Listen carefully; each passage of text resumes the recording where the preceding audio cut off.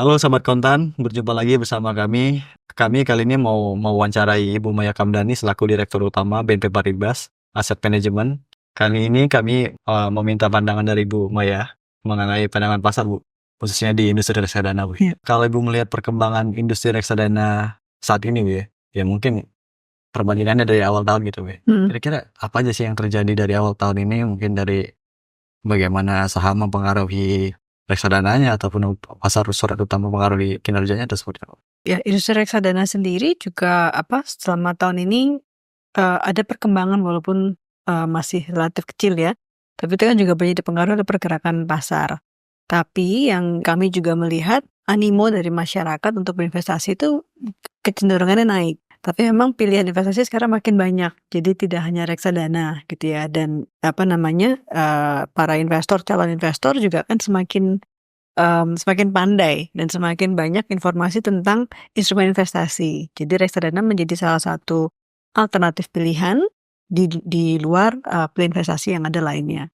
Tetap kita melihat ada ketertarikan ke sisi reksadana, dan terutama untuk kami ya, para manajer investasi, kami kan juga selalu berupaya untuk mengedukasi tentang manfaat dari investasi di reksadana. Karena investasi reksadana itu ada instant diversification yang kita sebut itu, jadi dalam satu wadah sudah tergabung berbagai macam instrumen dan penerbit.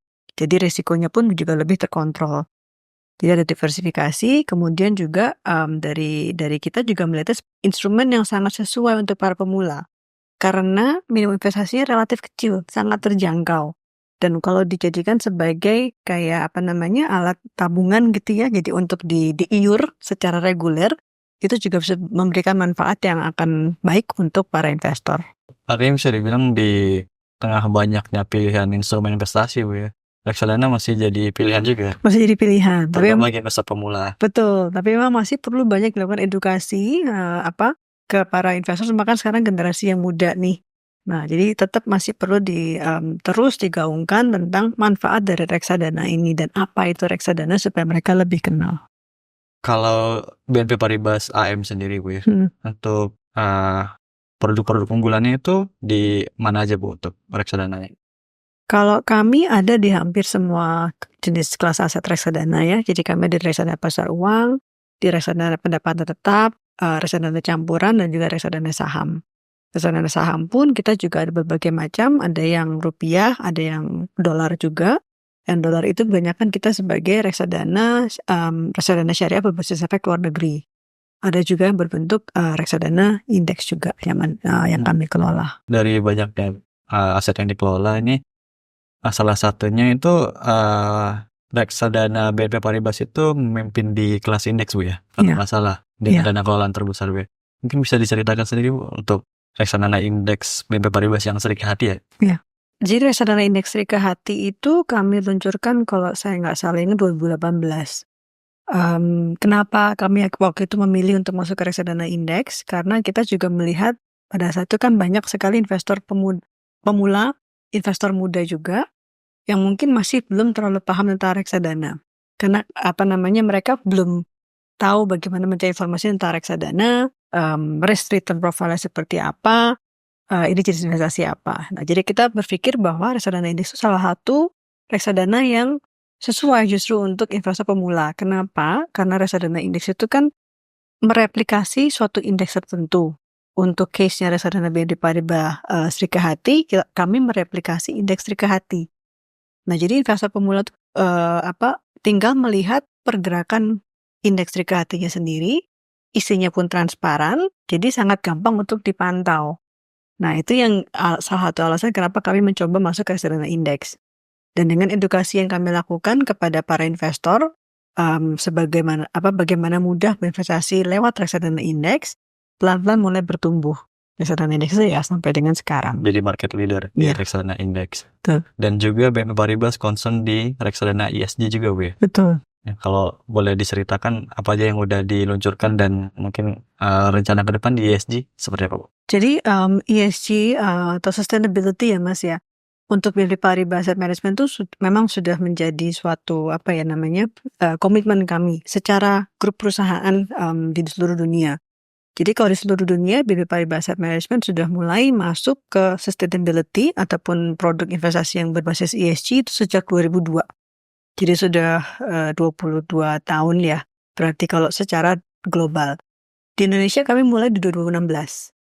Jadi di tahun 2016 sebelum mungkin ESG lebih sudah dikenal seperti sekarang itu, kami masuk dengan menggabungkan prinsip syariah dengan prinsip ESG ke dalam reksadana syariah berbasis efek luar negeri kami yang pertama, yaitu reksadana BNP Paribas Cakra Syariah USD. Nah, kami melihat itu sebagai prinsip yang memang sangat mirip. Jadi prinsip syariah itu kan ada filteringnya gitu ya, yang sesuai dengan prinsip syariah. Yang ESG pun juga mirip seperti itu. Ada value yang dimasukkan ke dalam proses pemilihan kriteria saham kita pada saat itu. Nah, jadi kami mulai masuk tahun 2016, edukasi kepada masyarakat juga. Kenapa penting itu ESG? Karena ESG itu sebagai salah satu cara untuk memitigasi risiko. Jadi risk management tools tambahan dalam suatu reksadana.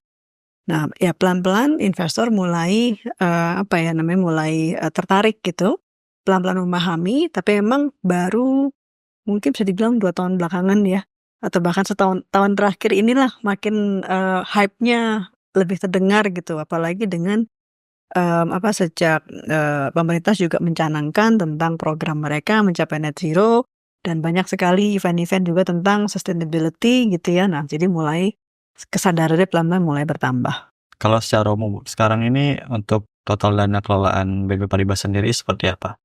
Kita sekarang sekitar 32 triliun total dana kelolaan gabungan antara KPD dan reksadana.